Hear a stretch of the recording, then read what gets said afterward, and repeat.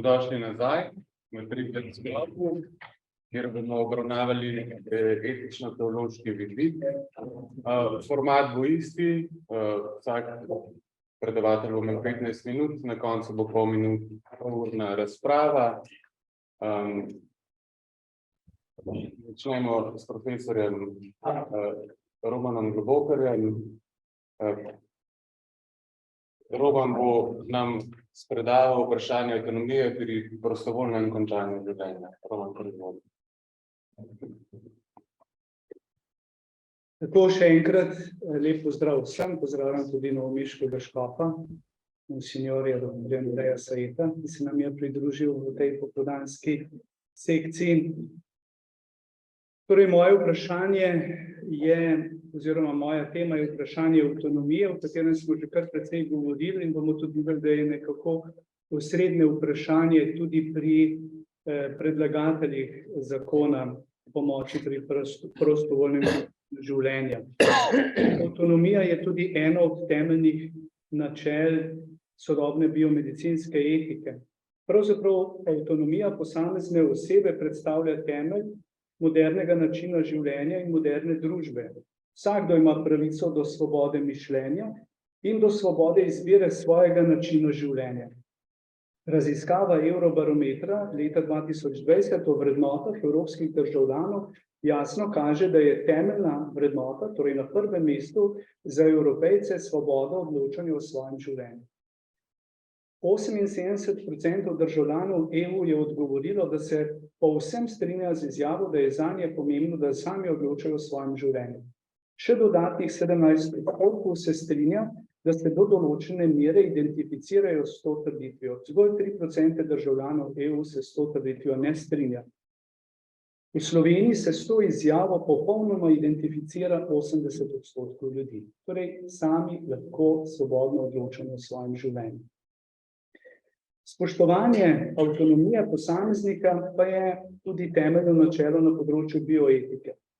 Že Belmontsko poročilo iz leta 1978, potem pa Bishop and Childress v svojem klasičnem delu Principles of Biomedical Ethics iz leta 1985 postavita avtonomijo kot prvo od 4 temeljnih načel sodobne biomedicinske etike. Čeprav avtorja poudarjata, da so vsa 4 načela, avtonomija, neškodovanje, dobrodelnost in pravičnost, načelno enakovredna in nobenemu od teh načel ne pripada primat, pa se glavni obrat v sodobni medicinski etiki zgodi prav s poudarjanjem avtonomije pacienta in zavračanjem zdravniškega paternalizma. De facto se na avtonomijo čedalje bolj gleda kot na odločilno načelo na področju bioetike. Bishop and Childress opredeljujeta 2 temeljna pogoja za avtonomijo. Svoboda, kar pomeni neodvisnost za njiju, neodvisnost od zunanjega nadzora in delovanje, zmožnost načrtnega ravnanja. Avtonomen posameznik ravna svobodno v skladu z načrtom, ki se ga je izbral sam. V nasprotju s tem pa osebo z zmanjšano avtonomijo na nek način nadzirajo drugi, se je nezmožna osvoboditi ali ravnati na podlagi svojih želja in načrtov. Avtonomno delujejo tisti, ki delujejo namerno, se pravi z namenom, namensko, z razumevanjem, razumno in brez zunanjih vplivov, ki določajo njihovo ravnanje. Vprašanje je, če sploh kdo potem deluje avtonomno, če bi števal vse 3 kriterije dosledno. Po Bishopu in Childressu lahko načelo spoštovanja avtonomije razumemo bodisi kot negativno, bodisi kot pozitivno obvezo. Navajam, kot negativno obvezo, kot negativna obveza to načelo zahteva, da avtonomno delovanje ni podvrženo omejitvam z strani drugih. Kot pozitivna obveza pa to načelo zahteva spoštljivo obravnavo pri podajanju informacij, kot tudi dejanja, ki spodbujajo avtonomno odločanje. Zdi se, da Bishop and Childress v tej opredelitvi poskušata združiti 2 temeljni pojmovanji avtonomije iz zgodovine filozofije. Ko govorita o negativni obvezi, se opirata na liberalnega filozofa Johna Stuarta Milla, pri pozitivni obvezi pa je moč zaznati vpliv nemškega razsvetljenskega filozofa Immanuela Kanta. Po Kantu je človek avtonomen takrat, ko uresničuje moralni zakon, ki ga odkriva v sebi, ko torej dela prav in je svoboden od vseh zunanjih, pa tudi notranjih pritiskov na njegovo svobodno odločanje. Zato mora biti avtonomno odločanje vedno razumno. Ne gre za samovoljno ali poljubno ravnanje, ampak za zavest, da avtonomna oseba dela tisto, kar je obče prav. Prav dejstvo, da je človek razumno in moralno bitje, mu daje neodtujljivo dostojanstvo, zato nikoli noben človek ne sme postati sredstvo za dosego kateregakoli cilja. Vsak človek ima v sebi absolutno vrednost, zato nikoli ne smemo vzeti življenja človeku, tudi sebi ne. To je Kantovo stališče. In njegova druga formulacija kategoričnega imperativa pravi: deluj tako, da boš človeštvo tako v tvoji osebi, kakor v osebi vsakogar drugega vselej uporabljal hkrati kot cilj, nikoli zgolj kot sredstvo. Razumevanje avtonomije po Kantu torej nasprotuje pravici do končanja lastnega življenja. Mill razume svobodo in avtonomijo drugače. V svojem klasičnem delu o svobodi leta 1859 vidi bistvo avtonomije v tem, da je posameznik svoboden, da dela, kar hoče, če pri tem ne škoduje drugemu. Po njegovem mnenju je posameznik v sodobni družbi stalno izpostavljen pritisku zunanje družbe, pred katero mora zaščititi svojo lastno avtonomijo. Omejitev, ki jo Mill daje posamezniku pri uveljavljanju lastne avtonomije, je, da ne sme škoditi drugemu človeku, torej neškodovanje drugemu. Samomor je za Milla sprejemljiv kot izraz avtonomije posameznika. Lahko rečemo, da danes v splošnem razmišljanju prevladuje bolj Millovo oziroma liberalno pojmovanje avtonomije. Torej, avtonomija pomeni svoboda, da delam, kar hočem, razen če bi pri tem škodoval drugemu. Predlagatelji zakona izhajajo iz prepričanja, da pravica do prostovoljnega končanja življenja izhaja iz človekove avtonomije. Celoten zakon temelji na načelu spoštovanja osebne avtonomije. Že v prvem odstavku so zapisali: človekovo dostojanstvo izvira iz njegove notranje svobode, zavedanja vsakogar, da lahko avtonomno oblikuje in uveljavlja svoje ideale in prepričanja. Takoj se moramo vprašati, ali je res, da človekovo dostojanstvo izvira iz posameznikove notranje svobode, torej iz zavedanja posameznika, da lahko avtonomno oblikuje in uveljavlja svoje ideale in prepričanja.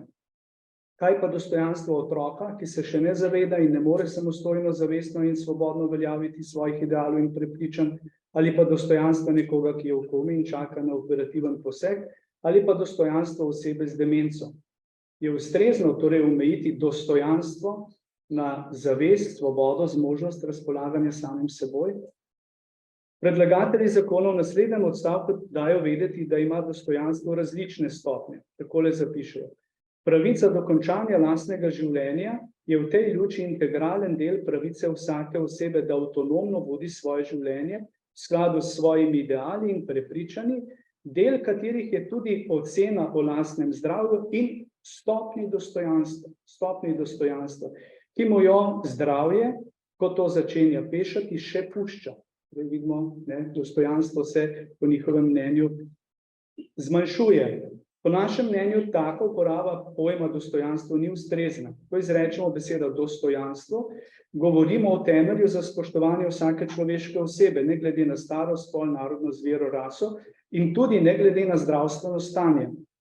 Dostojanstvo ne more biti nekaj relativnega, dostojanstvo osebe ni mogoče izgubiti ali ga zapraviti. In dostojanstvo ima tudi umirajoča oseba. Kot prvi cilj novega zakona je navedeno okrepiti varstvo osebnega dostojanstva in avtonomije ob koncu življenja. Načelo spoštovanja pacientove avtonomije je v 3. členu zakona navedeno kot prvo od temeljnih načel. Drugi odstavek 3. člena takole razloži to načelo. Načelo spoštovanja pacientove avtonomije pomeni, da je v postopkih v zvezi s pomočjo pri prostovoljnem končanju življenja treba upoštevati predvsem pacientovo voljo. Pacient lahko na katerikoli točki odstopi od uveljavitve pravice do pomoči pri končanju življenja. nikogar ni mogoče prisiliti v postopek pomoči pri končanju življenja. Torej, ena od ključnih postavk zakona, kot smo že slišali, je, da je odločilni kriterij za pravico do končanja življenja subjektivna percepcija trpljenja. Subjektivna percepcija trpljenja. V obrazložitvi 6. člena predlagatelji zapišejo, da tako stališče izhaja iz spoštovanja človekove avtonomije. Takole pravijo, zakon tako izhaja iz subjektivne percepcije trpljenja, saj je le upoštevanje tako opredeljenega trpljenja skladno s spoštovanjem posameznikove zasebne avtonomije, da imajo še ta pojem zasebna avtonomija, tudi in predvsem v zvezi s končanjem življenja. Za pojmovanje avtonomije je še posebej zanimiv 16. člen zakona. Ta daje pacientom možnost, da kadarkoli odstopi od uveljavljanja pravice na podlagi zopet njegove avtonomije. Lahko se kasneje že v samem postopku odloči, da ne bo posegel po tem postopku. Ob tem se seveda postavi vprašanje, kaj narediti v primeru, ko se oseba z demenco odloči, da bi še živela, čeprav je predtem pri polni zavesti podpisala vnaprejšnjo voljo, da želi v primeru, če oboli za demenco, evtanazijo. Konkreten primer bom navedel v nadaljevanju. In predlagatelji v takem primeru breme preložijo na psihiatra. Torej, psihiater naj zdaj odloči v takem primeru, ali je sedaj ta oseba, ki želi živeti, toliko pri zavesti, da bomo spoštovali zdajšnjo odločitev in ne tisto, ki jo je že prej izrekel pri polni zavesti. Vidimo, v kakšno slepo ulico pripelje ena taka zakonodaja in kako se prelaga potem odgovornost na druge. Primer iz Nizozemske, ki sem ga že omenil, je, da je 74-letna bolnica, se je stanje tako poslabšalo zaradi Alzheimerjeve bolezni, da ni mogla več živeti samostojno in bi morala oditi v dom. V naprejšnji volji je zapisala, če se ji zdravstveno stanje tako poslabša, da bi ne mogla več skrbeti zase in bi morala v dom, želi evtanazijo. Zapisala pa je tudi, da bo ta trenutek določila sama. Stanje si je res poslabšalo do te mere, da bi morala v dom, hkrati pa so ugotovili, da ni več toliko prisebna, da bi o evtanaziji zdaj lahko odločala sama. Obveljala je odločitev, ki jo je sprejela prej pri polni zavesti. Zdravnica ji je v kavo dala uspavalo, torej prvi evtanazijski odmerek. Ko so jo položili na posteljo, da bi dali še drugi odmerek, se je prebudila in upirala zdravniškemu posegu. Hčerka in zet sta jo držala vsak za eno roko, da je zdravnica lahko izvedla evtanazijo. Po celotnem postopku je bil narejen zapisnik, zadeva je prišla v presojo na sodišče, ki pa je odločilo, da zdravnica ni ravnala v nasprotju z zakonom. Smo že prej slišali. Torej, postopek je bil izveden v skladu z zakonom. Torej je obveljala avtonomna odločitev zdrave osebe, medtem ko se ni upoštevalo želje iste osebe, ko je obolela z demenco. Demenca, smo že slišali, ni bolezen, zaradi katere oseba trpi neznosne bolečine. Ni bolezen, ki nakazuje, da bo nekdo v kratkem umrl. Zastavlja se vprašanje dostojanstva te osebe. Ima oseba z demenco še dostojanstvo in je treba upoštevati njeno voljo do življenja? Mislim, da ja. Zaključujem. Pri sklicevanju na avtonomijo, pri uzakonitvi pomoči pri prostovoljnem končanju življenja gre po našem prepričanju za zlorabo pojma avtonomije. Z uzakonitvijo evtanazije bi vsak neozdravljivo bolan človek dobil možnost predčasnega končanja življenja.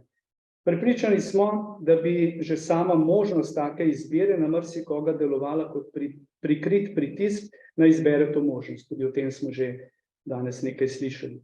Večinoma si ljudje ne želimo biti v breme svojim svojcem in si prav gotovo tudi ne želimo trpljenja. Ob možnosti bližnjice bi marsikdo čutil, da se to od njega pričakuje. Dejansko bi bil to prikrit, pritisk ali ne prikrit na njegovo odločitev in ne bi bila več avtonomna. Moderni koncept avtonomije je posamezniku omogočil, da si sam uredi svoje življenje na podlagi lastnih vrednot in prepričanj in da je prost od vsake zunanje nadvlade. Pri uzakonitvi evtanazije pa bi se vsaj posredni pritiski od zunaj spet vrnili v svobodno in avtonomno odločanje posameznika. Starejši in neozdravljivo bolni bi ne imeli več nobene družbene bariere, ki bi varovala dostojanstvo njihovega krhkega življenja, ampak bi jim evtanazija ponujala odrešilno dejanje kot dostojanstven zaključek njihove življenjske zgodbe. Tem se postavlja ključno vprašanje, o kakšni avtonomiji lahko govorimo pri osebi, ki neznosno trpi.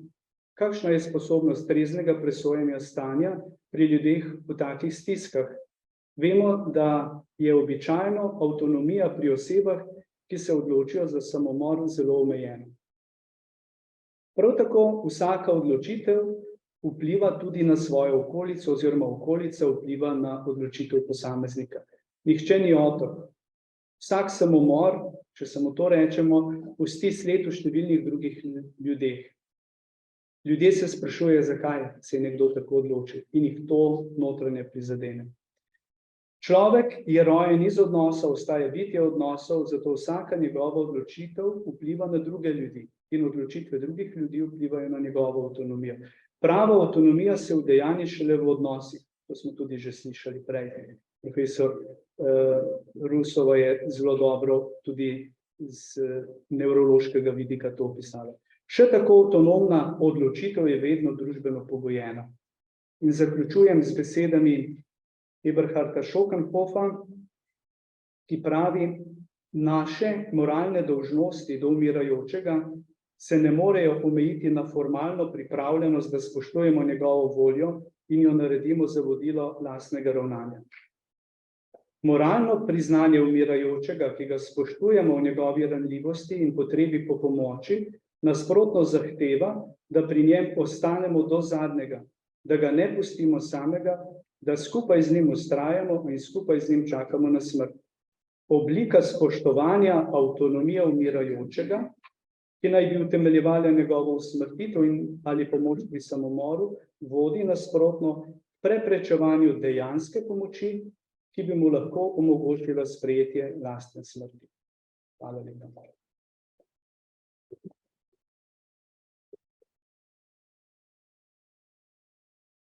Hvala lepa.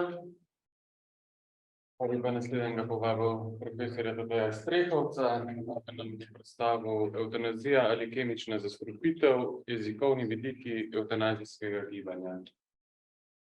Kaj imaš piše? Sem, če še deliš.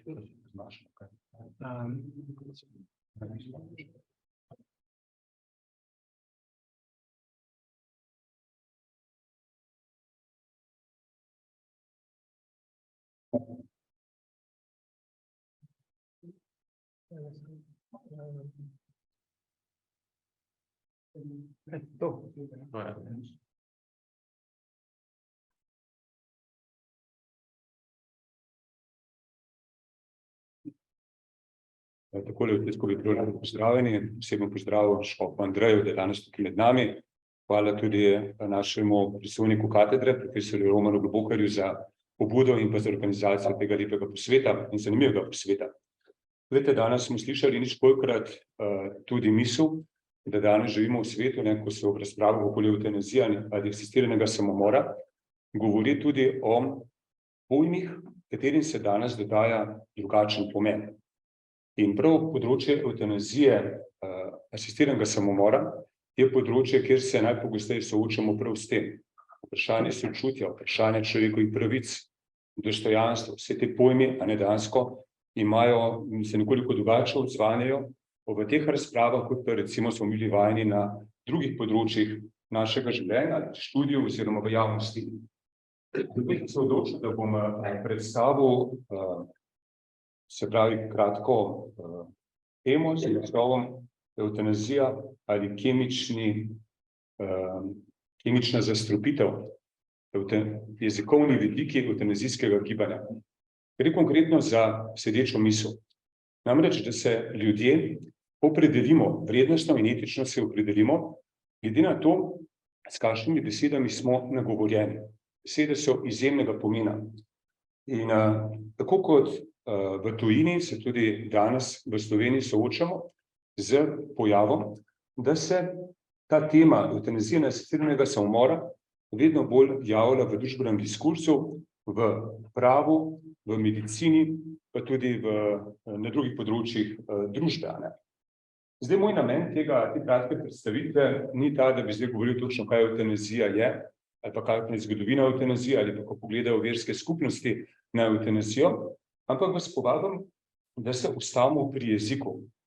Namreč, jaz sem si že dlje časa sledim, se pravi pojavu uspešne legalizacije evtanazije in asistiranega samomora po svetu. In vedno se sprašujem, kako to, da nekaterim uspe prepričati zakonodajalce ali pa lahko celo večino volilnega telesa, in kako to, da recimo pro-life gibanja ali pa gibanja, ki se zavzemajo za kulturo življenja, po nekem smislu niso bila uspešna. In kje je bila osnovna napaka? Verjamem, da je ta stvar zelo kompleksna, ampak Grki so zavzeli Trojo, zato ker so to poskusili. Se pravi, pomembno je, da začnemo tudi o teh stvareh govoriti, da se zavedamo te jezikovne podstati tega problema. Zdaj, sam sem tukaj kratko napisal dve osnovni tezi, ki bi želel razdelati. Prva je ta, da so osebna prepričanja državljanov o evtanaziji in asistiranem samomoru odvisna od jezika in tistih družbenih centrov, ki nadzirajo način govora o smrti, trpljenju, evtanaziji in tako naprej. Se pravi, nima največjo moč v družbi tisti, ki formalno ima večino v parlamentu, ampak največjo moč imajo tiste družbeni centri moči, ki nadzirajo na to, kako mi komuniciramo, katere besede smemo uporabljati in katere besede ne smemo uporabljati. In glede na to, potem pravzaprav ni težko doseči tudi etično pozicioniranje ljudi v demokratični družbi. In druga misel, jezik ali besede so tiste, ki se pravi določajo izid teh družbenih razprav o evtanaziji in samomoru s pomočjo. Gre namreč za to, da zdaj, kot veste, je srebrna nit, sem bral v medijih, zbrala 5000 podpisov, in to pomeni, da jih bodo v kratkem vložili v parlament, in v parlamentu bo sledila razprava, glasovanje. Če bodo poslanci to potrdili, bo zadeva šla na sejo odbora in potem na koncu še enkrat na glasovanje. In potem se lahko zgodi, da bo prišlo do referenduma. In izid referenduma, izid vsakokratnega glasovanja je odvisen od tega, kako ljudje percipiramo besede. Ali so to besede, ki nas spodbujajo k temu, da racionalno razmišljamo o samem problemu, ali pa dejansko so to besede, ki anestezirajo našo moralno razsodnost, o čemer je dopoldne govorila profesor Rus Makovec. Berlin Price je ena zelo znana komunikologinja v ZDA, ki je zapisala to pomembno misel. Z besedami boste prejeli moč, da posejete semena uspeha ali neuspeha v misli ljudi. Glejte, z besedami lahko vplivamo na to, kako se ljudje počutijo, kako razmišljajo, kako bodo tudi živeli. Z besedami boste razodeli, kdo ste, kako razmišljate in v kaj verjamete. Besede imajo posebno vlogo. In potem pisatelj Kipling pravi takole: besede so najbolj močna droga, ki jo uporablja človeštvo. Ukolikor uporabljamo to drogo za zdravljenje ali škodovanje, potem je moč človeškega jezika. In recimo v svetu marketinga, političnega marketinga, tam so velemojstri, se zelo dobro zavedajo moči besed. In če imate kdaj čas, ko se peljete po cesti in pogledate jumbo plakate, pa če imate še možnost, da imate kakšno beležko ali pa telefon, si malo zapisujte te razne slogane, ki so na teh jumbo plakatih ali pa na reklamah in ki dejansko vplivajo na to, kaj bom jaz kupil, ko bom šel v trgovino, recimo, ali pa koga bom volil. Besede imajo posebno vlogo. Tukaj prihajam do prve točke, performativna moč jezika. Verjamem, da tu ni nek nov pojem za številne tukaj navzočne, ampak vseeno velja omeniti. Glejte, performativnost je pojem, ki označuje moč jezika, ki omogoča spremembe v svetu. Veste, jezik ne opisuje samo realnega sveta. Če jaz vidim tukaj to mizo, pa rečem, to moram poimenovati in si potem izmislim besedo miza, se pravi, ta pojem mize dejansko odseva to realnost. Misleci performativnosti jezika grejo pa po drugi poti in pravijo, da jaz lahko svojo besedo ustvarjam novo družbeno realnost, psihološka stanja v ljudeh. In zato boste videli, da evtanazijsko gibanje izjemno moč daje prav samemu jeziku. Zdaj pa filozofija, vidimo pri zgodovinskem delu tega pojma performativnosti do Johna Austina, ki je menil, da obstaja razlika med prvič jezikom, ki opisuje svet in ga je mogoče oceniti kot resničnega ali neresničnega, ter performativnim jezikom, ki v svetu vzpostavlja družbena stanja in odnose. Recimo v teologiji, recimo v katoliški cerkvi, ko izreče ženin ali pa nevesta da, ko da privolitev, ko izreče določeno kombinacijo besed, takrat se dejansko tudi spremeni stanje tiste osebe, prej da samska, potem postane poročena. Se pravi jezik, ki spreminja realnost. Judith Butler je druga taka filozofinja oziroma retoričarka iz univerze Princeton v ZDA, ki v 90-ih letih 20. stoletja razvila ta koncept performativnosti, ko je razmišljala o spolu. To so te razprave, s katerimi ste se verjetno že srečala, razlika med biološkim spolom in pa družbenim spolom. In Butlerjeva trdi, se danes že vidi, da je spol stalen in družbeno konstituiran proces. In da dejansko moški, ženski spol je treba osvoboditi biološke podstati in jo dejansko relativizirati. In s tem, po tej poti, je možno potem tudi ustvarjati nove odnose in novo družbeno realnost.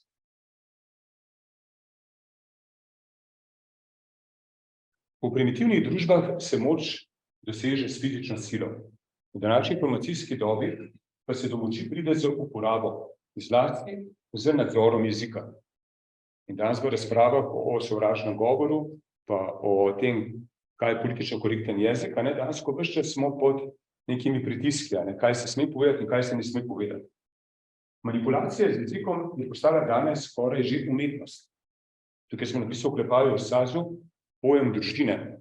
Pred leti je Akademija znanosti in umetnosti, oddelek za slovenski jezik, spremenil, redefiniral pojem družine, ki ni več skupnost očeta, mame in otrok, ampak skupnost oseb. In ni nenavadno, da je temu potem sledilo tudi Ustavno sodišče v lanskoletni presoji družinskega zakonika. Tukaj bi rad poudaril, da je evtanazijsko gibanje tisto gibanje, ki se izjemno zaveda moči, performativne moči jezika in zavestno zahteva javne razprave in dialog ter uporablja besedne zveze v novih kontekstih. To so pojmi kot dostojanstvo, pravica, avtonomija, dobra smrt, pomoč, demokracija. Vse to so besedne zveze, s katerimi anestezirajo moralno razsodnost ljudi oziroma državljanov. Zato, da se ne bi vprašali, zakaj pa pravzaprav v bistvu gre pri evtanaziji oziroma asistiranem samomoru. Ob teh vprašanjih oziroma teh besedah si večina prebivalcev državljanov ne zastavlja racionalnih vprašanj. Zato podpira evtanazijo oziroma asistiran samomor. Recimo, če pogledamo predlog zakona o pomoči pri prostovoljnem končanju življenja, ki ga je pripravilo društvo Srebrna nit, so to številke teh besed, ki se javljajo v samem besedilu. Se pravi, gre za namensko uporabo teh besed, ki imajo pozitiven kontekst, ki pa imajo ta anestezirajoči učinek na tiste, ki to prebirajo oziroma ki slišijo informacije o le-tem. Če pogledate tukaj spletno stran Death with Dignity, mislim, da to je ena kanadska organizacija, nevladna organizacija, ki se posveča dekriminalizaciji evtanazije. Boste videli, pa če greste potem tudi na druge spletne strani teh evtanazijskih organizacij, boste videli, da jeziku posvečajo izjemno pozornost in imajo to prav namenjene posebne podstrani, imajo slovarje, imajo gradiva, kako govoriti o evtanaziji, tako da bo čim več ljudi to tudi podprlo. Zlasti ciljajo na politike oziroma odločevalce. Recimo v eni takih publikacij, kako govoriti o evtanaziji, ima kar konkretno napisano, katere besede se ne smeš povedati, če si zagovornik evtanazije, katere pa moraš. Se pravi, v ozadju je ta izjemno zavedanje te performativne moči jezika.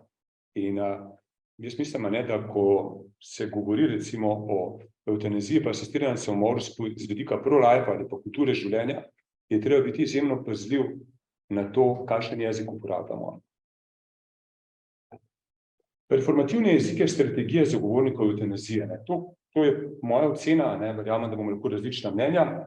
Zdaj, kar jaz samo kažem, je to, da v teh razpravah o legalizaciji evtanazije ali pa normalizaciji evtanazije v zahodnih družbah obstajajo nekatere strategije. Prva strategija je ta, da se dosledno uporablja določen vnaprej pripravljen jezikovni aparat oziroma sistem, ki ponavadi zakriva pravo naravo evtanazijskih dejanj. Recimo primer, to lahko najbolj čutimo, recimo v javnosti, v liberalnih medijih, pojem evtanazije ni problem, ki je danes že tako normaliziran, da ima pozitivni predstav. Evtanazija v bistvu zastrupitev, kot bomo kasneje videli. Beseda zastrupitev ne boste našli. Zakaj ne? Ker je beseda zastrupitev povezana s takšnim vzpostavljanjem psihološkega stanja v človeku, da se avtomatično, politično, idejno, vsaj večina trenutno pozicionira proti takšnemu dejanju. Če pa ljudem rečemo, ste za evtanazijo, to je pač nek strokovni termin, ki ga veliko ljudi niti ne razume, pa dejansko so ali nevtralni ali pa to celo podpirajo. Potem postavljanje konflikta med osebno avtonomijo in omejevanje svobode človekovih pravic, konflikt med napredno in konzervativno družbo, potem konflikt med sekularno družbo in verskimi skupnostmi, se pravi, to so te platforme v ozadju. Potem zanimiva je peta misel, oziroma strategija kritiziranja evtanazijskega gibanja je dopuščeno, celo zaželjeno, vnaprej programirano, ukolikor ta kritika vključuje evtanazijsko terminologijo.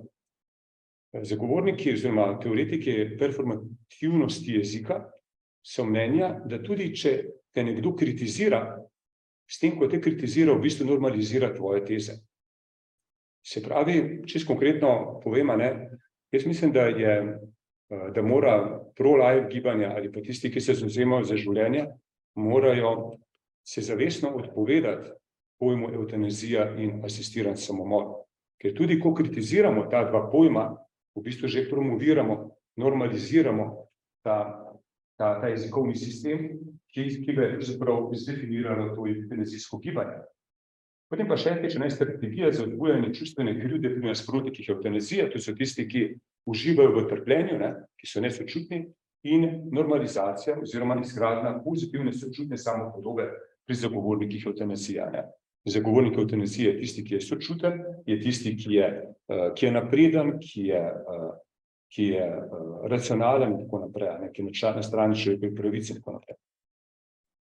Zdaj, izkušnje drugih držav kažejo, da se vse uspešne evtanazijske kampanje začnejo najprej z dialogom. Glejte, mi vsi smo za dialog, ampak vse dialog lahko je tudi nevarna stvar. Ko se začne dialogizirati o tabu temah, je to prvi korak k detabuizaciji. Tako da recimo z vidika bioetike pa te performativne moči jezika, je tukaj lahko tudi govora o tem, ali je takšen dialog sploh smiselen in koristen v družbi ali ne. Ali v bistvu že dialog in soočenje različnih mnenj, pravzaprav že prvi korak k normalizaciji in sprejemanju evtanazije in asistiranega samomora. Ter uporabo vnaprej pripravljenega jezika ter shodi.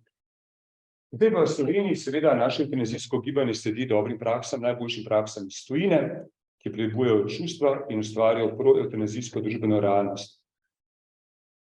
Tukaj bom počasi zaključil, glede, obstajajo pojmi, ki se jih lahko takole poimenuje, ko se jih pa tudi drugače opiše.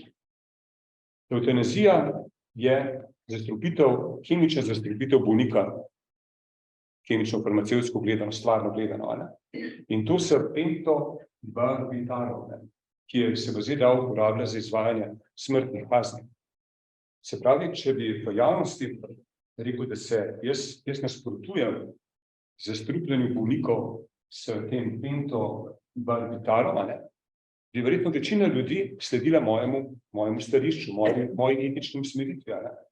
Če pa rečemo evtanazija, pa si ljudje sploh ne zastavljamo vprašanja, zakaj v realnosti sploh gre. Evtanazija je kršitev 17. člena Ustave Republike Slovenije. Je kaznivo dejanje po 115. členu Kazenskega zakonika, ne. In to velja za težje kaznivo dejanje. In celo recimo zanimivo, v samem predlogu zakona piše, da pričakujejo predlagatelji, da bodo v prvem letu, mislim, da je 120, potem pa v prihodnjih letih 3 do 4% vseh umrlih v Sloveniji naj bi bilo posledica evtanazije oziroma asistiranega samomora. In če to prevedete v številke, dobite skoro številko 800 zastrupljenih bolnikov in ostarelih. Evtanazija, način za odstranitev bolnih in revnih, pomoč pri umiranju, ki je dejansko zastrupitev na zahtevo, samomor s pomočjo, samomor z zastrupitvijo, človekova pravica, pravica do življenja, pravica do osebne varnosti in zaščite, ne gre za pomoč, ne gre za odpravljanje trpljenja, ampak gre za ogrožanje življenja bolnih, ostarelih in nemočnih ter ranljivih. Upam, da čute, kako pomembne so te besede. In zdaj, kakšne besede jaz uporabljam pri izražanju svojega etičnega stališča, od tega je odvisno tudi to, kako se bodo ljudje pozicionirali. In tudi recimo na koncu imate tukaj dve vprašanje, ali podpirate evtanazijo, ali bi osebno eutanazirali bolnega. Vedno, to je platforma, oziroma skupni imenovalec vseh kampanj za legalizacijo evtanazije, so javnomnenjske ankete, ki običajno vedno grejo v to smer, ali podpirate evtanazijo, ljudje niti dobro ne vejo, zakaj gre. In seveda potem imamo tisti konstantni odstotek 60-65%, ne glede na to, v katerem koncu sveta se nahajate. Če bi pa recimo spremenili vprašanje, ali podpirate zastrupitev bolnega, ali bi vi osebno to naredili, ali bi se vi zaposlili v bolnici, ker boste 8 ur na dan zastrupili bolnike in ostarele, takrat bi pa verjetno ta odstotek bil drugačen.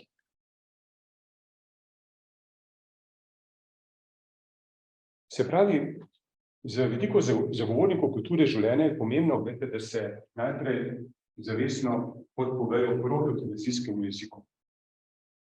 Moj predlog je celo, da se odpovemo, oziroma da se odpovem pojmu evtanazija in asistiran samomor, čeprav sem zdaj pri tej predstavitvi ničkolikokrat kršil to željo. Potem drugič uporabljati besede, ki razkrivajo pravo naravo stvari.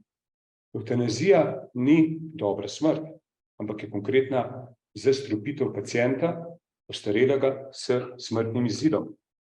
Tudi to je zelo pomembna stvar, ko gre za zagotavljanje pravice do informiranega pristanka.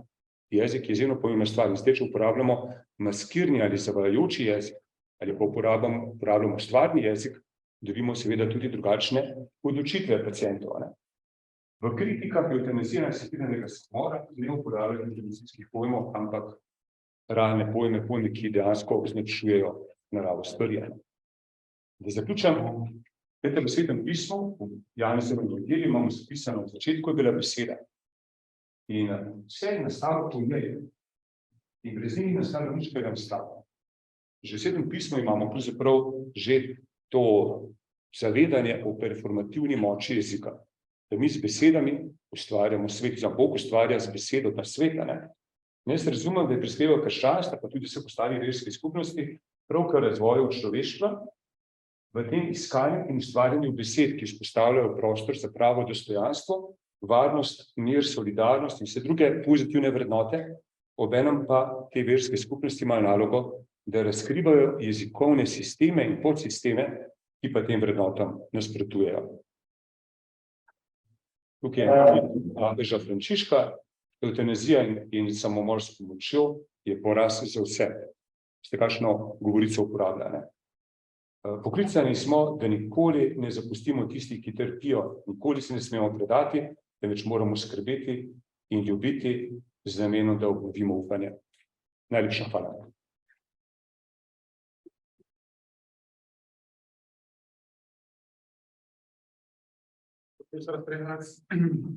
Zdaj bi pa povabil profesorja Gabriela Kavčiča, da nam predstavi svoj referat Samomor s pomočjo in vest.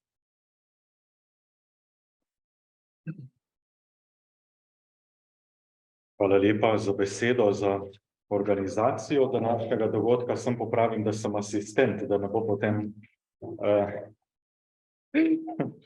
Tako, moj naslov, kot rečeno, je pogled na samomor s pomočjo in pa na človeško vest, posebej v katoliški moralni teologiji, pa tudi širše, je to kar pomembna tema. To je tista tema, to je malo lepše povedana oziroma formulirana tema, ki se dotika vsakršnega govora o evtanaziji, pa predvsem o samomoru s pomočjo, ko se ukvarjamo s človekom osebno.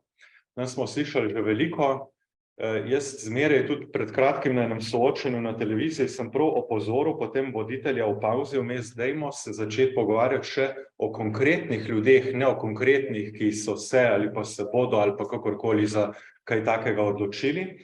Pa vendar se mi zdi, da velikokrat ostajamo na tem nivoju filozofije, antropologije, medicinske stroke in vse to je zelo potrebno, vendar pa kot smo lahko zdaj razbrali tudi iz predavanja, ki smo ga ravnokar doživeli, ko je docent Strehovec razlagal o jeziku, predlagatelji trenutnega zakona so zelo močni prav pri osebnih zgodbah, prav pri izpostavljanju osebnih zgodb tistih, ki se zadevo strinjajo, in pa osebnih zgodb tistih, ki so se za kaj takega že odločili ali pa se za to odločajo.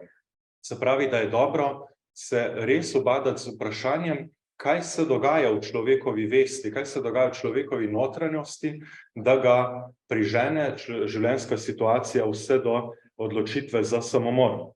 Začel bi pri katoliškem pogledu na samomor, tam, kjer je profesorica Sigrid Müller pravzaprav ostala dopoldne, ko je rekla, da bomo o katoliških argumentih še kaj slišali. In sicer imamo v katoliški teologiji, moralni teologiji običajno govora, tako ali pa drugače potem prepakirano naprej, ampak glavni so 3 argumenti zmeraj, ki jih mi izvajamo od Tomaža Akvinskega. Že prej od Avguština, Tomaž Akvinski je pa zadevo potem nekako postavil, de civitate Dei pokomentiral in postavil v okvir. In sicer prvi argument je tipičen argument Tomaža Akvinskega, in sicer, da je to nekaj nenaravnega, kontra naturam v latinščini.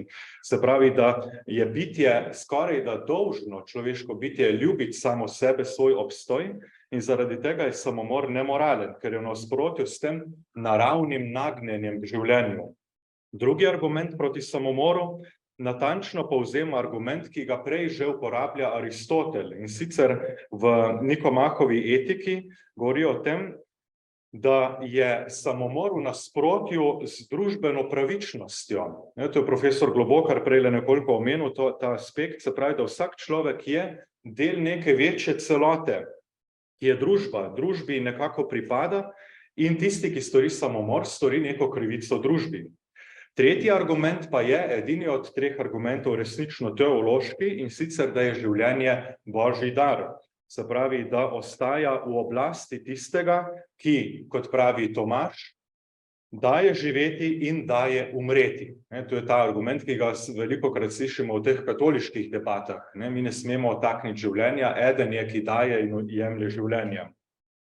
Samomor je bil torej za scholastično filozofijo in teologijo opredeljen kot dejanje, ki je vedno v radikalnem nasprotju s tem prirojenim nagnjenjem k življenju. Z objektivnega vidika velja za hudo nemoralno dejanje, ker pomeni, kot smo rekli, zavrnitev ljubezni do samega sebe, odpoved dolžnosti in pravičnosti do družbe, drugi argument in pa tretji argument, zavračanje božje suverenosti nad življenjem in smrtjo. In zdaj vprašanje, kaj si misliti o teh starodavnih argumentih, preden prestopimo in to pretopimo v temo vesti v današnjem času. To je treba priznati, da so vsi 3 argumenti v 21. stoletju dokaj problematični. Prvi argument, prvi problematičen vidik je seveda zelo naturalistični značaj prvega argumenta. Namreč ta naravna nagnjenost, na kateri temelji habitus, ne bi rekel Tomaž Akvinski, ne razlikuje med tem, kar se dogaja v naravi na splošno, se pravi, da vsaka živalca teži k svoji samoohranitvi, in pa k temu dejstvu na drugi strani, da mi imamo razum, da imamo vest, bomo rekli malo kasneje, in se lahko odločamo sami zase. Mi nimamo softverja inštaliranega, ki nas pelje v eno smer, ampak se lahko in se radi odločamo tudi drugače. Torej ta naturalistični argument, da mora biti vse tako kot v naravi, ni čisto veljaven, ker vemo, da marsikdaj smo pa, v glavnem smo zelo veseli, da nam ni treba živeti tako, kot je v naravi. Potem drugi argument, tomistični argument, je seveda, kot smo rekli, zelo aristotelski, ki je pa danes težko uporabljiv, bomo rekli. Ker Akvinčeva teza, da smo nepravični do družbe, danes pač težko zdrži, zelo instrumentalno zveni, da smo mi družbi nekaj dolžni. Po dogodkih prejšnjega stoletja, predvsem po dogodkih s tretjim totalitarizmom, tisti, ki je običajno na tretjem mestu omenjen, vemo, da se izogibamo vsaki dikciji, kjer je treba instrumentalizirati človeka kot kolešček v kolesju sistema, ki ga lahko tudi zamenjaš, če ne deluje tako, kot bi bilo treba. In potem tretji argument je seveda strogo teološki, zato nekoliko manj pripraven za debato v našem času, ko se tudi teologi izogibamo teološkim argumentom in iščemo tiste bolj sekularne, skoraj da ateistične. Pa je treba reči, da celo znotraj teološkega obzorja zadeva ni tako jasna, kot jo je Tomaž Akvinski predstavil. Namreč, da se človek ne more ubiti, ker ni gospodar življenja, ima nekaj težav. Ena je že tista glede kontra naturam, glede naturalističnega argumenta, se pravi, da smo zelo izbirčni glede tega, kaj mi spreminjamo v svetu, pa kaj ne. V katoliški moralni teologiji smo nekatera območja rezervirala, druga pa pač ne. In pravimo, tam je pa v redu, da mi uporabljamo svoj razum. Drugič, ko smo ravno na teološki fakulteti, pa je treba priznati tudi, da imamo s tem Bog daje in vzame življenje, je malo argument na trhlih temeljih, ker tudi Boga kaže v podobi in sliki enega takega človeškega monarha, ki mu je pridržana oblast, in zdaj fevdalci se pa borimo za to oblast in nam ta oblast ne pripada.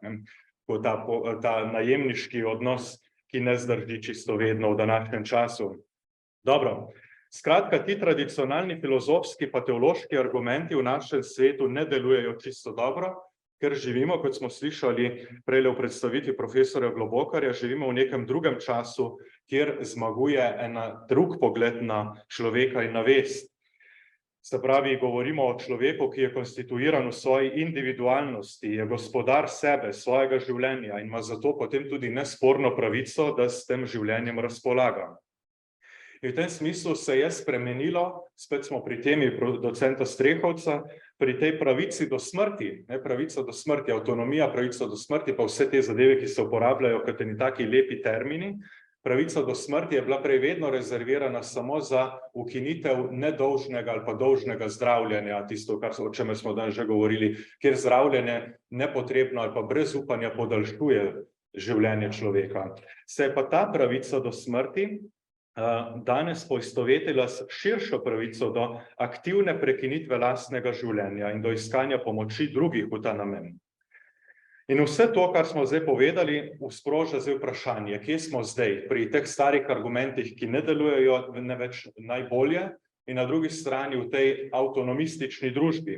Zanimivo je, če dobro beremo tekste pisane še v prejšnjem stoletju, recimo, če beremo nadškofa Šuštarja, je te zadeve že nekoliko napovedal. Po Alojziju Šuštarju se to, kar sem zdaj povedal, se pravi ta razkorak med avtonomijo pa med tradicionalnimi argumenti, razdeli med tako imenovana pogleda na vest, torej en pogled na vest, ki je teonomna vest, se pravi, da je ta vest podvržena absolutni moralni normi, da se ne sme odločati drugače kot tako, kot smo prej povedali po Tomažu Akvinskem. In na drugi strani imamo avtonomno vest, o tem je govoril profesor Globokar. V primeru asistiranega samomora vsekakor zmaguje ta druga avtonomna vest po Alojziju Šuštarju. In gre za eno nerešljivo zanko, ko je vest ujeta med normo, ki se v bistvu zaveda, in pa med dejanskim stanjem, ki jo sili v izbiro, katere ne bi v bistvu nikoli izbrala, če se ne bi v tej tragični situaciji znašla, kot je na primer čas trpljenja, umiranja in tako naprej. In to vprašanje v etiki rešujemo že nekaj stoletij. Seveda je v sekularni državi možno to priznavanje avtonomne vesti, ni pa razumno in niti ne pametno. Namreč, da je vest ukleščena med to dvoje, med te osnovne naturalistične pojme, nikoli ne boš storil samomora in na drugi strani s svojim življenjem storim, kar hočem, to je jasno. In zato ni pametno pametovati, na to bi želel danes opozoriti. Ko govorimo o trpljenju, je treba upoštevati, da ljudje niso sposobni moralno, normalno presojati. In to je težava v primerih, ko se nekdo odloča za samomor s pomočjo. Nihče se ne odloča, po mojem, za samomor s pomočjo iz hudobe. Papež Frančišek tudi opozarja na te zadeve.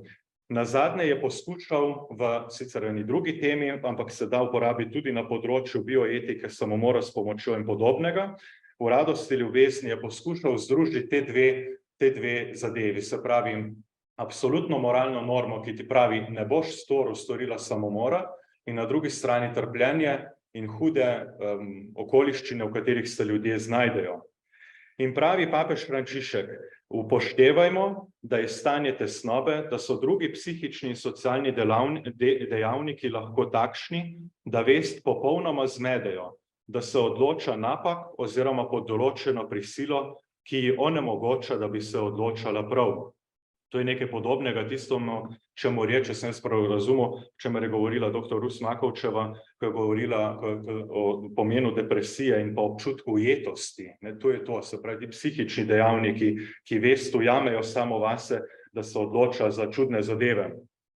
Hkrati pa papež opozarja, da čeprav se zavedamo ranljivosti človeka, to pride takoj za menoj na vrsto, ta tema, se mi zdi, prav pravi sveti oče, pa se norma ne sme spremeniti. In zdaj smo pri našem zakonu. Norm se ne sme spreminjati, ker to ruši celoten sistem na podlagi nekaterih zelo, zelo tragičnih, konkretnih situacij. In zdaj vprašanje, se torej lahko sklicujemo na zmotno vest? Vprašanje je zelo staro v katoliški teologiji, namreč, a je potem človek, ki se iz dovolj dobrih razlogov odloči za nekaj nenaravnega, v tem primeru samomor, a je celo opravičen. Pravijo cerkveni dokumenti, da lahko je opravičen, mi zato ne vemo. Lahko pa vemo, da ne smemo spreminjati zakonov tako, da bi ljudi vodili v te odločitve. Govori se o avtonomiji, v resnici pa gre za stisko ljudi, ki rezultira v težkem izidu, to je v želji po samomoru. Zato pa, kot rečeno, se norma ne sme spreminjati, v tem primeru tudi zakonske podlage ne. In tu nam dejansko pomaga Tomaš Akvinski. Saj bi takšen zakon po njegovem drugem argumentu pomenil, ne da se je posameznik izneveril družbi, ampak da se je družba izneverila posamezniku. Tega Tomaš Akvinski ni predvidel, bi se pa verjetno in toliko strinjal ta trenutek. Namreč, da družba več sama ne opravlja, v primeru sprejetja takega zakona, kot ga imamo pred seboj, da taka družba ne opravlja več svoje funkcije zaščite posameznika, kar je bilo seveda Akvinskemu neznano. Družba s takšnim zakonom bo namreč starejše in bolne sama navajala na misel, da lahko odrešijo sebe, svoje bližnje, družbo in državo. Hkrati pa ta razmislek pelje tudi v smer zavajanja vesti, saj poskuša vest posameznika in družbe utišati ter privaditi na sprejemanje dejstva, da lahko vsak konča svoje življenje, če ima za to vendarle samo dovolj dobre razloge. In da zaključimo, če se torej v konkretnem primeru nekdo odloči za samomor, je v ospredju zmotna vest, pri čemer so konkretne okoliščine privedle do takšnega sklepa. Tega Tomaš Akvinski še ni razumel, ker še ni bilo takšnega poudarka na avtonomiji, na človeški vesti. Zato pa katoliška etika uči, da tudi kadar zahteva za evtanazijo izvira iz tesnobe in obupa, in čeprav se lahko v takšnih primerih osebna odgovornost zmanjša ali je celo sploh ni, kljub temu zmota v sodbi vesti, če tudi v dobri veri, ne spremeni dejstva, da gre za nedopustno ravnanje, kar velja tudi za samomor s pomočjo, predvsem pa za zakonodajo, ki bi to omogočala. Zakona pa se ne sme spreminjati na takšen način, saj bi se s tem, z navajanjem družbe ter pasivnim uvajanjem ideje, da lahko vsakdo stori samomor s pomočjo države, le-ta, torej država, odpovedala svoji dolžni skrbi za življenje vsakogar, tudi ranljivih. In v tem smislu tudi Kongregacija za nauk vere opozarja, da so, citiram, tisti, ki potrjujejo zakone o evtanaziji in samomoru s pomočjo, so krivci težkega greha, ki ga bodo storili drugim. Krivi so tudi za pohujšanje, za kvarjenje vesti v družbi, ker takšni zakoni prispevajo k deformiranju vesti tudi vernih ljudi. Hvala lepa za pozornost.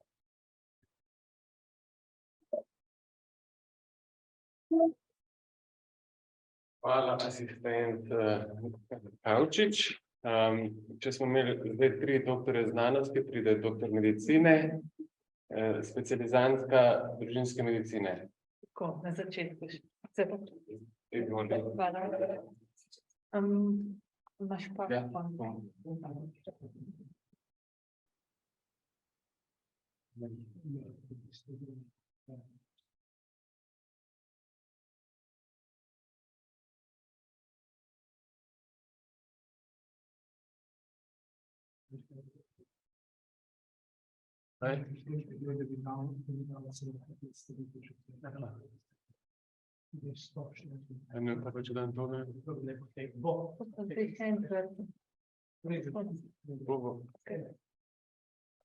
No, lep pozdrav še v mojem imenu. Zdaj moje predavanje ne bo toliko teološko.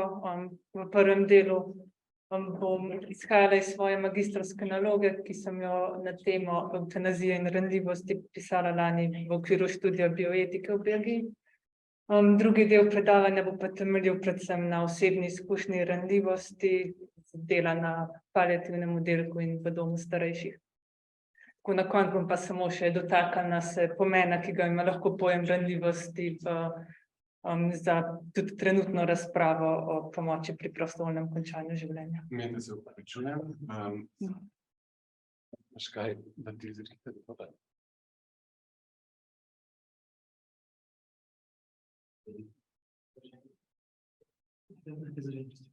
Najprej predstavitev.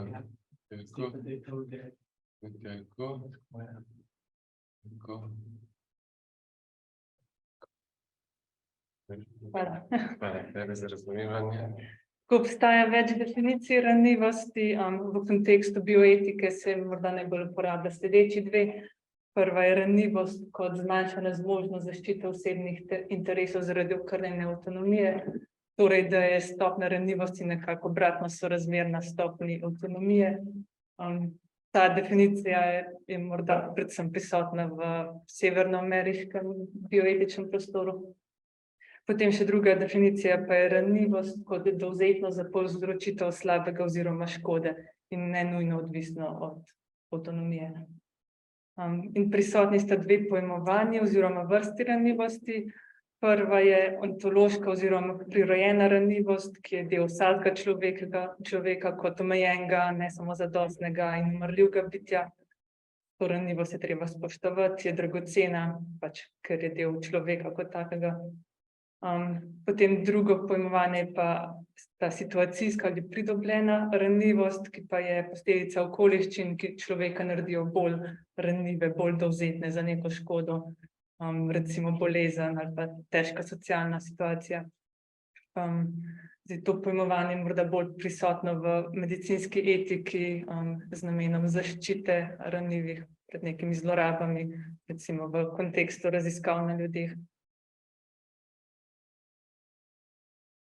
V življenju človeka sta 2 obdobji, ko je ta najbolj ranljiv. Prva je ob začetku življenja, drugo ob njegovem koncu. In kot je nekje zapisal Ohino, to je kanadski psihiater, ki je zelo znan po razvoju dignity therapy, to je eden od celostnih pristopov v paliativni oskrbi. V procesu umiranja se stopnjuje ranljivost, ki jo zaznamujejo vse težji telesni, psihosocialni ter duhovni oziroma eksistencialni izzivi. In ja, evtanazija oziroma samomor s pomočjo sta nekaj zelo radikalnega, kar posega na same meje človekove eksistence in še poudari tisto njegovo ontološko ranljivost. In trpljenje je tisti skupni imenovalec vseh prošenj po predčasnem končanju življenja in verjetno bi se lahko strinjali, da trpljenje človeka razgali, ga naredi še bolj dovzetnega za neke zlorabe strani drugih, ki mu hočejo recimo pomagati. In v kontekstu razprave o pomoči pri prostovoljnem končanju življenja se večkrat omenja pojem ranljivosti, tudi danes smo ga že večkrat slišali. Največkrat v pomenu zaščite ranljivih. V mislih se ima pogosto dementne, bolnike z duševno motnjo, ljudi v slabšem socialnem položaju, priseljence, manj izobražene otroke. In več je raziskav po svetu, ki skušajo opredeliti, katera skupina je najbolj ranljiva v kontekstu evtanazije, kdo se najpogosteje poslužuje te opcije. In pač rezultati niso enoznačni. Nekatere študije tudi zaključujejo, da te skupine, ki jih imamo sicer za bolj ranljive, da se v bistvu manj pogosto poslužujejo evtanazije, kot pa pač povprečna populacija. In da torej ni potrebna pretirana skrb za ranljive. S tem pa se številni drugi avtorji ne strinjajo iz več razlogov. Zdaj mogoče bi omenila enega, in to je, da pod vprašaj postavljajo samo to tradicionalno pojmovanje ranljivosti. Vprašajo se, da recimo, če se manj izobraženi poslužujejo evtanazije redkeje kot bolj izobraženi, morda so pa bolj izobraženi tisti, ki so bolj ranljivi. Oziroma malo širše, da v kontekstu evtanazije vsaj toliko ali pa še bolj ranljivi, da so pravzaprav tisti, ki jih imamo sicer za najbolj polnomočne oziroma avtonomne. Zdaj avtorji vpišejo več razlogov. Eden je lahko to, da pač številni tisti, ki so višje na družbeni lestvici, svoje življenje pojmujejo v smislu nekega ugleda, koristnosti za družbo, uspeha, kar pomeni, da če zbolijo, tudi hitreje njihovo življenje izgubi smisel. Medtem ko pa posamezniki, ki so socialno šibkejši ali pa bolj na robu družbe, pa so nekako primorani svojo vrednost najti v nekih alternativnih virih, ki niso odvisni od družbenega ideala. In se hkrati tudi bolj zavedajo njihove vseživljenjske odvisnosti od drugih in morda zato tudi lažje sprejmejo svojo odvisnost od pomoči drugih v primeru bolezni. Ker temelj prošenj za predčasno končanje življenja je bolnikova izguba smisla v življenju, in zato bi lahko rekli, da je ta eksistencialna ranljivost izključen vidik ranljivosti v kontekstu pomoči pri prostovoljnem končanju življenja. Kot smo danes že večkrat slišali, pa evtanazija ne zadeva samo bolnika, ampak tudi številne druge, ki so tudi ranljivi, recimo svojci, zdravstveni delavci in pa družba kot celota. Izpostavila bi dva vidika, ki se mi zdita malo zapostavljena. Prva je moralna ranljivost zdravstvenih delavcev, da svoje etične norme podredimo pričakovanjem družbe oziroma pacienta. To se je tekom zgodovine že večkrat izkazalo za zelo realno nevarnost. Eden bolj očitnih primerov je sodelovanje zdravnikov v nacističnih zločinih v drugi svetovni vojni. O tem piše Hannah Arendt. Potem še en vidik, ki bi ga omenila, pa je ranljivost družbe kot celote, ki ni imuna na dejanja posameznikov. In če vzamemo trditev Roberta Godina, ki pravi, da naša moralna odgovornost do drugega izvira iz izkušnje njegove ranljivosti, pa bi lahko rekli, da imajo v bistvu tudi bolniki neko moralno odgovornost do družbe, ki je ranljiva, in da ji v bistvu ne smejo nalagati nekega prekomernega moralnega bremena s tem, da zahtevajo pravico do evtanazije oziroma samomora s pomočjo. Se pa strinjam, da to zveni tako zelo trdo in tega gotovo ne bi rekla bolniku, ki je v stiski. Če dovolite, bi omenila še nekaj izkušenj ranljivosti z dela s težko bolnimi na paliativnem oddelku Onkološkega inštituta in v domu starejših. Teh izkušenj ni prav zelo veliko, ampak se mi zdi vseeno vredno, da jih omenim ob današnji priložnosti. Ranljivost je priča težkih diagnoz, kot je napredovali rak, še poudarjena. In spoznanje neranljivosti in ne samo zadostnosti je tisti povod oziroma razlog za odnos in tudi za skrb za drugega. In ta skrb je po moji izkušnji tisto primarno gonilo vseh procesov in dogajanja na oddelku. Spoštovanje avtonomije ni toliko ključno oziroma primarno, ker kot je tudi profesor Globokar prej omenil, o neki zelo veliki avtonomiji trpečih bolnikov itak težko govorimo, pa hkrati tudi zdravstveni delavci nismo samo neki avtomati za izpolnjevanje želja bolnikov. Gotovo pa pomaga poznavanje vrednot bolnikov in njihovih želja opredeliti, kaj je tista dobra skrb v konkretni situaciji. Soočenje z ranljivimi in včasih tudi dobesedno golimi bolniki so meni večkrat prebudili misel Ecce Homo. Ali če vzamem besede Levinasa, golo in ranljivo obličje drugega v meni prebuja brezpogojno zahtevo, ne ubij me. Zdaj, to je pač moja izkušnja, ampak jaz verjamem, da si jo delim še z marsikaterim kolegom. Vsekakor pa soočenje z ranljivostjo drugega ni enostavno, ker te spomne tudi na svojo lastno ranljivost, minljivost, negotovost glede lastnega umiranja. In eden večjih izzivov, ko smo ga imeli na paliativnem oddelku in tudi v domu starejših, je bilo razločevanje med ranljivostjo, ki jo je možno nekako preseči z raznimi ukrepi, in pa ranljivostjo, ki jo je potrebno spoštovati, ker jo lahko še poglobimo z neko invazivnimi ukrepi. Ker hitro se ujamemo v zanko, ki jo lepo besedi Daniel Callahan. Boj proti ranljivosti se lahko konča v človekovi utvari, da lahko doseže neranljivost, kar naredi medicino netrajnostno, kronične bolezni in invalidnost brez pomena, ter smrt nevzdržno. Toliko o moji izkušnji. Če zdaj še omenim pomen pojma ranljivosti v razpravah glede oskrbe ob koncu življenja. Zdaj, temelj razmisleka v bioetiki je antropološki pogled na človeka, ki ga imamo in ki si ga enkrat bolj, drugič manj zavedamo. Torej, pojmujemo človeka kot popolnoma avtonomnega, samozadostnega, racionalnega bitja ali kot minljivega, umrljivega, ranljivega, odvisnega od drugih. Zdaj, meni se zdi ta drugi pogled nekako bolj realen. In se mi zdi res važno, da čim bolj realen pogled človeka, torej tak, ki vključuje tudi ranljivost, se mi zdi, da je to tisti ključen temelj razmisleka o pomoči pri prostovoljnem končanju življenja, ki je nujen tudi za ustrezno razumevanje avtonomije in ostalih načel, ki jih omenjamo pogosto.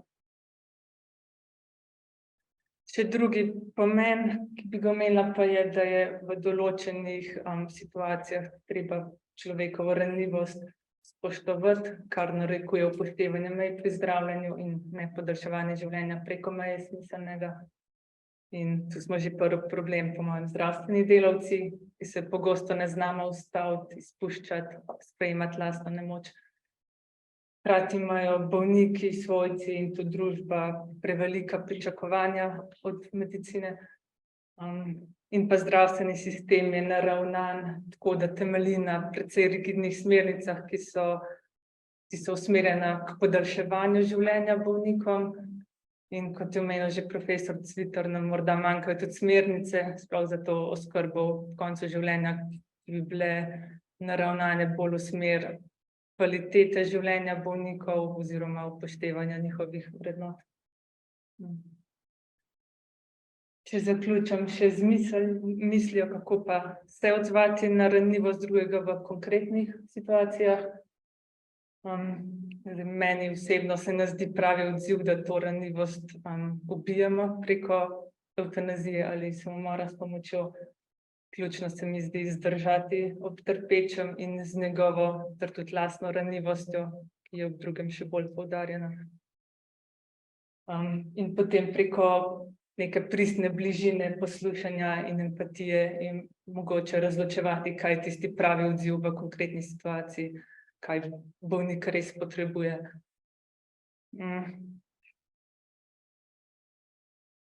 In odziv, po katerem bolniki v stiski, po mojih izkušnjah, res hrepenijo, tudi tisti, ki prosijo, da jim pomagamo skrajšati življenje. Lepo opredeli misel Cicely Saunders, ki je začetnica paliativne in hospic oskrbe, Torej, da se da bolniku vedeti, pomemben si, ker si ti in pomemben si do konca svojega življenja. Po najboljših močeh ti bomo pomagali ne le mirno umreti, pač pa tudi živeti vse do smrti. In Saundersova s tem, ko omenja pomoč pri mirnem umiranju, ni imela v mislih evtanazije ali pa pomoči pri samomoru, ki jo je odločno zavračala, ampak številne druge možnosti, ki jih imamo na voljo v okviru paliativne oskrbe. In tista ključna ali pa temeljna je človeška bližina, ki jo pa lahko nudimo prav vsi, ne glede na našo izobrazbo. Bi s tem zaključila. Hvala.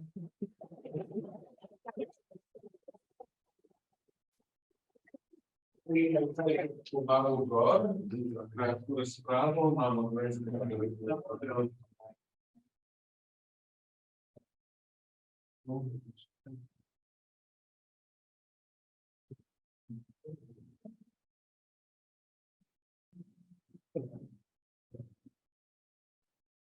Kar povabim prisotne, če imate kakšno vprašanje, izvolite.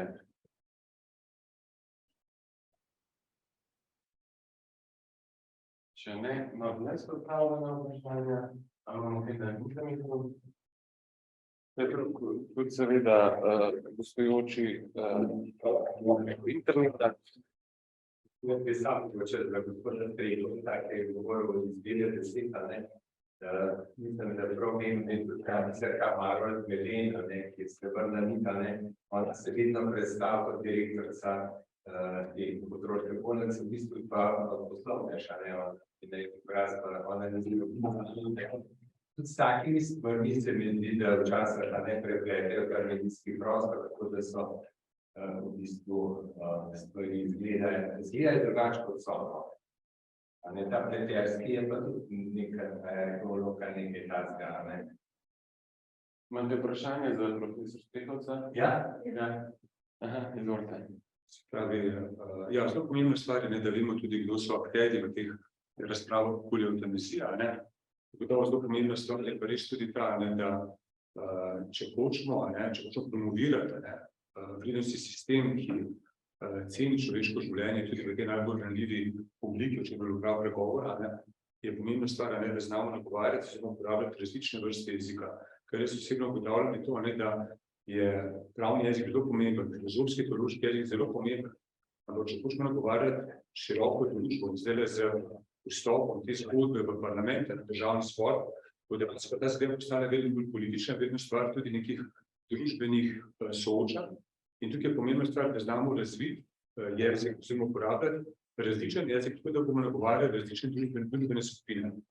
Pred leti je profesor Vratelec dejal, da je zelo pomembna stvar, koliko besed uporabljamo pri svojem izražanju. Če se bolj namotim, je rekel, da povprečen državljan v naši državi uporabljajo 350 do 450 besed, medtem ko intelektualci, ki imajo fakulteto, potem že naraste število besed, ki vsak dan uporabljamo 800, 900, mogoče tja do 1000, ne. Se pravi, to pomembna stvar, da znamo reflektirati tudi to, kakšne besede uporabljamo in kaj ljudje sploh razumejo pod našimi besedami in kakšen učinek, tako racionalni kot psihološki učinek, se prebudi v srcih ljudi. To bo moja misel o tem, kar ste sami izpostavili. Meto, jaz bi imel vprašanje zate, kako je bilo ta vloga zdravnika pa človeka, kako je bilo na paliativni oskrbi, kako težko je to preklapati, je težko, oziroma kakšna je tvoja izkušnja, ali je to razdeljeno čustven del, pa pač intelektualen, ali lahko si delovala v sklopu enote osebe? Ja, jaz mislim, da čist se ne da razdeliti nikoli. Pač do neke mere se naučiš. V začetku mi je bilo res težko, ko sem začela na paliativnem oddelku preklapljati. Še popoldne, po noč, kdaj razmišljala o kakšnih situacijah. Potem se proba zavestno malo naučiti nekaj, da miselno. Ampak ti si tudi v službi, si človek in ne prav, da si človek s temi ljudmi. Dostkrat, smo tudi ostajali še po delovnem času s kakšnimi bolniki, ki si videl, da to rabili samo to človeško bližino, da mi je to pomeni. Se mi zdi, da je nevarno, da se nas v zakonu, da se pojmuje zdravnika kot en ja, nekoga, ki je zelo racionalen in se dela kot nek stroj, ker pač to nismo. Hvala. Roman, če je ta milovska avtonomija na videz tako vse prisotna pa sprejeta, kaj bi lahko temu postavili naproti, kako bi bilo podobno sprejeto, naklonjeno sprejeto v istem podobno? Kaj je nasproti tej milovski avtonomiji? No, meni se zdi tisto, česar nisem potem dovolj razvil, je to, da ti pravzaprav si vedno socialno vpet v družbo. Ti nikoli ne moreš reči, jaz pa s tem dejanjem ne škodujem drugemu. Kdo, ki naredi samomor, dejansko zaznamuje toliko in toliko drugih ljudi.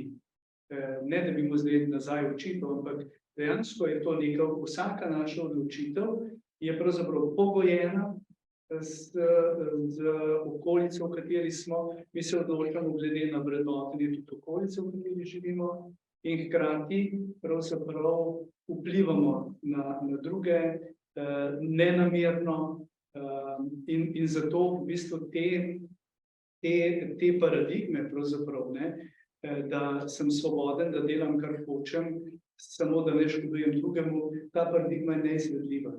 Pravi, sama po sebi ne zdrži.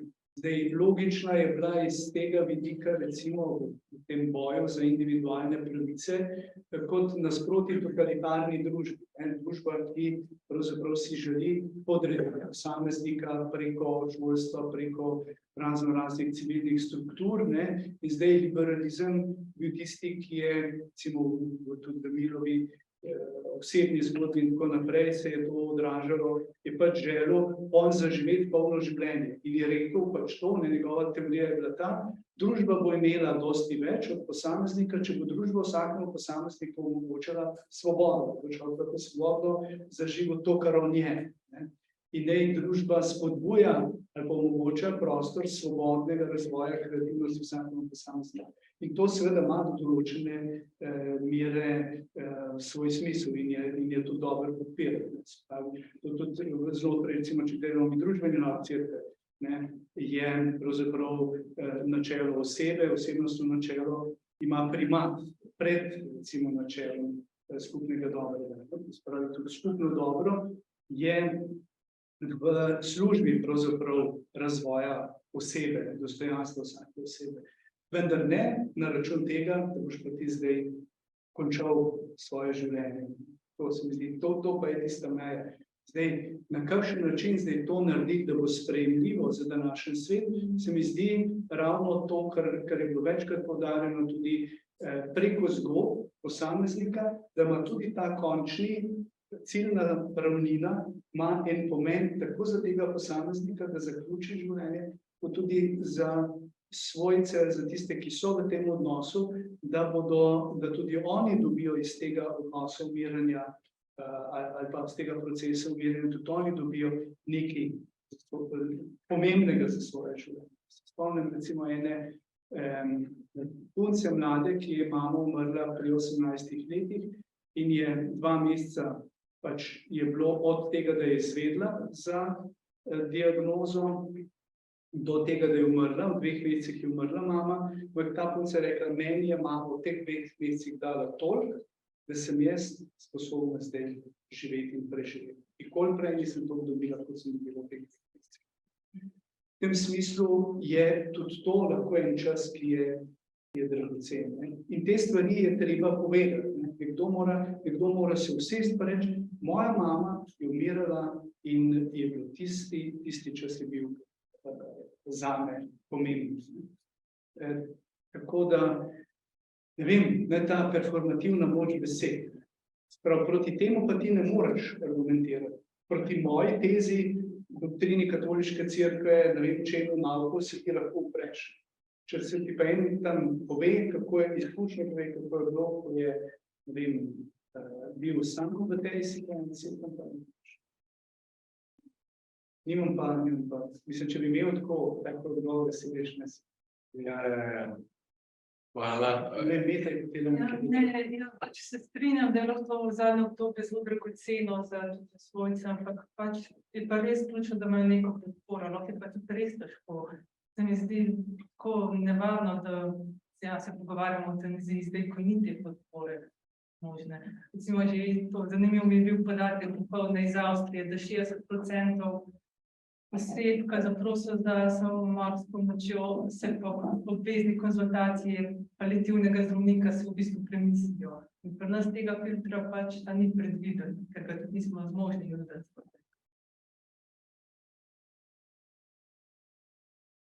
Gabriel, vedno obstaja ena dikotomija med racionalnim in čustvenim, ne? In prej si zelo dobro te tomistične predpostavke podarjenosti življenja, kakršnega nauka, ampak radi si tudi duhovnik, ne? In se ukvarjaš s človekom, z njegovim celoto.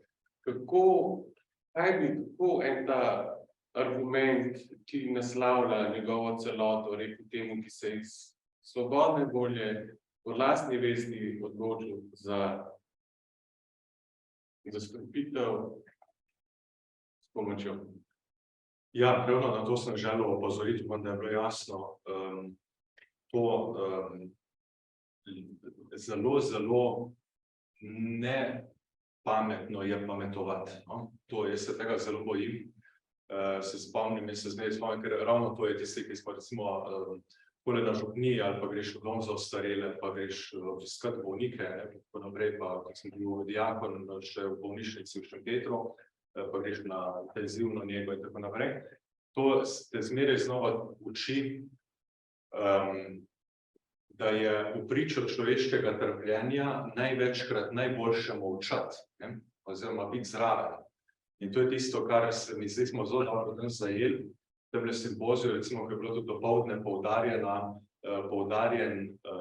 poudarjena vloga osamljenosti. Ali pa, ko smo poudarili, pa še bi morali, da paliativna oskrba je veliko več kot to, da človeka zalijemo z analgetiki. Tu se mi zdi, tukaj je, če čutimo ta vozel, ki se dela, ki mora biti skupaj, veliko niti mora biti skupaj. In da, če srečamo potem človeka, ki se je dejansko odločil za samomor s pomočjo, da išče to rešitev, jaz takega človeka se mislim, da itak nam je to jasno, ampak to, da bi tudi na teoretični ravni nikoli ne obsojali, ampak se zavedali, da mora biti pa res hudo, da človek do tega pride. Je res, da države, ki so šle to pot pred nami, se že pojavljajo tudi drugi, predvsej bolj trivialni razlogi za samomor s pomočjo. Ampak mi smo trenutno v fazi razglabljanja o terminalnih bolnikih in tako naprej, vemo pa, kot je napisala, kot je dr. Globokar potem, ko je predstavljal izjavo Komisije pravičnosti mir, posebej večkrat poudarim, gre za spolski klanec, danes se pogovarjamo o terminalnih bolnikih, čez 10 let se bomo pogovarjali o čem drugem, to je jasno iz mednarodne skupnosti. Tako se mi zdi pa res pomembno se zavedati, da ljudje se odločujemo in včasih sprejemamo zelo čudne odločitve, tudi nekako teoretično, ne čisto smotrne ali pa tako, glede na današnji simpozij, nesmotrne v tem primeru, pa vendarle so pahnjeni, ker je vest ukleščena in takega človeka se potem treba vprašati, kje smo zgrešili kot družba, da je do tega prišlo, da mu ne omogočamo normalnega staranja, normalne bolezni in pa se zaveda, da ta zakon tega problema ne rešuje, ampak ga blagoslavlja pod narekovanjem. Zato, ker bomo imeli lahko še več ljudi, ki pridejo pasivno na idejo, da bi se najbolj bilo odpraviti z tega sveta, da odrešijo državo, svojce, zdravniško osebje in finančni proračun, če smo zelo surovi. Lahko samo podkrepim to številkami iz Nizozemske. Leta 2007 je bilo okrog 2000 evtanazij, leta 2020 jih je bilo pa že 7000. Se pravi, samo pač številke same povejo, da začelo se je pa približno 100 evtanazij, tam recimo v začetku leta 2000-2001. Prav, stvar se običajno razvija tako, da postane družbeno bolj sprejemljiva in je potem, kot smo tudi večkrat rekli, potem že nek prikrit pritisk na tvojo tako imenovano avtonomijo. In za vprašanje, kako si ti res svoboden v koncu dana. Imamo, ja. Vprašanje v četu, mogoče podvenski, potem Hvala za besedo. Hvala za besedo. Torej, eno izkustvo ali pa dvojno, 30 let nazaj je, kar je mama odšla z tega sveta, in tiste zadnje dni pred smrtjo je zdravnik rekel: ate, vzemite vašo mamo domov, kar mi lahko naredimo, vi lahko naredite. To je eno izkustvo. Drugo izkustvo je ene mame, ki sem jo sledil ob njenem trpljenju in odhodu z tega sveta skupaj z njeno družino. Kako smo vsi skupaj rasli in se pripravljali. Hočem to reči, kako pomembno je to spremstvo domačih ob tem nekoga, ki odhaja, ki trpi, in tudi s strani duhovnika, rekel, ena velika milost. Imam pa eno vprašanje. Ali imate kakšna navodila, kako ravnati glede torej na, kar se tiče bolniške oskrbe oziroma paliativne oskrbe, oziroma nam duhovnikom, kakšne napotke ali pa kaj takšnega? Ja. Mogoče še gospod Katonjak, vprašanje po tem, kar oboje skupaj. A se slišite? Ne, po mojem, da ne vidim Platonjaka. Aha, je. Unmute. Profesor Platonjak. Ja, prosim. Evo, zdaj pa lahko postavite vprašanje. Najprej lepo pozdravljam vse skupaj in sem vesel za to konferenco, za ta posvet. Pozdravljam tudi Zvonka. In bom skušal malo tudi o tem, kar si spraševal, potem pri svojem predavanju tudi poudariti, kaj je tisto temeljno, tudi biti z bolniki in jih spremljati in jim biti res pomoč.